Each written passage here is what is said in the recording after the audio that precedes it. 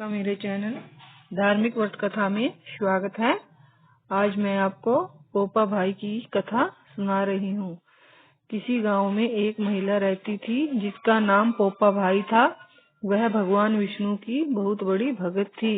वह उनकी पूजा सेवा बहुत ही प्रेम भाव से करती थी। उन्होंने अपना जीवन भगवान विष्णु को समर्पित कर रखा था। उनके माता पिता का बचपन में ही देहांत हो चुका था और उनका एक बड़ा भाई भी था जिसकी शादी हो चुकी थी और वह दिन रात पोपा भाई की शादी की चिंता में लगा रहता था।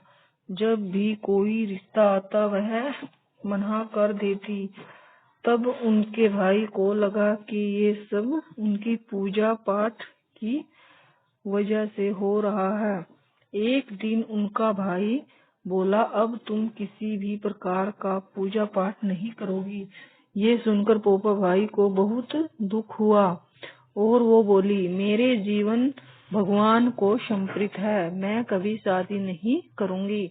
मेरी झोपड़ी अब गांव के बाहर बनवा दो। मैं अब यहाँ नहीं रहूंगी और गांव के सभी लोगों को कह दो कि वह अपने गाय बछड़ों को मेरे यहाँ घास चरने भेज दे। मैं पूरा दिन उनका ध्यान रखूंगी और वो अपने घर का बचा कुचा खाना मुझे दे देंगे। भाई ने उसे समझाने की बहुत कोशिश की। पोपा भाई नहीं मानी।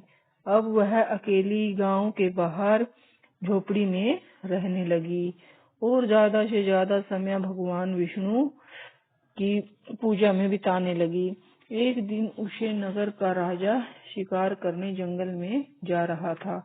वो रास्ते में उस झोपड़ी को देखकर रुक गया। उसने प्यास लगी थी। वह पानी पीने झोपड़ी में पहुंचा। झोपड़ी के पास जाकर उसने आवाज लगाई, कोई है, कोई है, लेकिन अंदर से कोई आवाज नहीं आई। राजा लगातार आवाज लगाता रहा। फिर अंदर से पोपा भाई बोली, कौन है? तो राजा उनकी मधुर आवाज सुनकर मोहित हो गया और सोचने लगा, इतनी मधुर आवाज वाली खुद कितनी सुंदर होगी। राजा के मन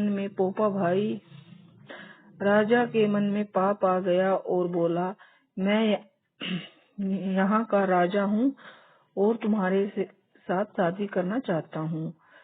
और पोपा भाई बोली, जहाँ से आए हो वहीं लौट जाओ।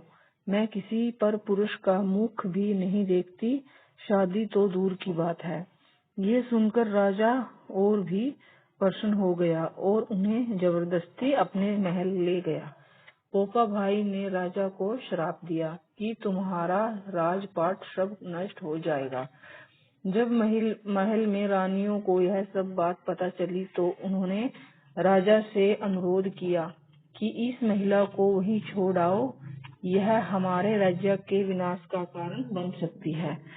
रानियों की बात सुनकर राजा जब पोपा भाई को वापस छोड़ने जाने लगा, तब रास्ते में एक पाप की नदी आई जिसमें राजा डूब गया। पोपा भाई बहुत दुखी थी क्योंकि एक पराये पुरुष ने उनको हाथ लगाया था और उनका सत नष्ट करने की कोशिश की थी।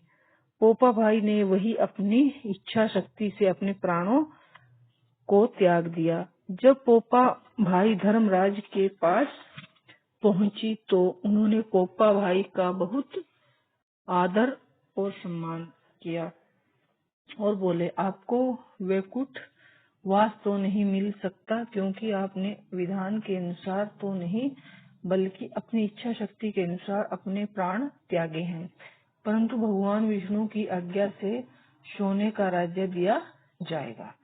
तो दोस्तों, ये थी भगवान विष्णु की एक भक्त पोपा भाई की कहानी।